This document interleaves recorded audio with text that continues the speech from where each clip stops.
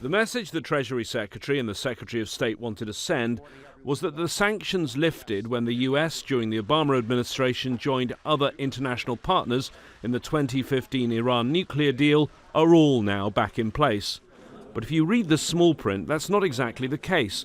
Some of the Iranian nuclear facilities have been given waivers so they can still work producing nuclear energy for civilian use.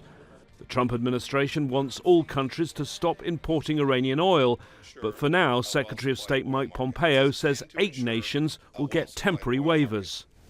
The U.S. will be granting these exemptions to China, India, Italy, Greece, Japan, South Korea, Taiwan, and Turkey. The 2 cabinet secretaries said they'd keep a laser focus on Iran, but why single out just one country in the region? James Bays from Aljazeera English. You talk about the destabilizing behavior of Iran in the region. How does that differ from the behavior of Saudi Arabia? So let me just go through the list. Underwriting Lebanese Hezbollah that presents a threat to the United States of America and to Israel. Underwriting the Houthis in Yemen, causing an enormous conflict to take place there in that country. The efforts in Iraq to undermine the Iraqi government, funding Shia militias that are not in the best interest of the Iraqi people. Their efforts in Syria.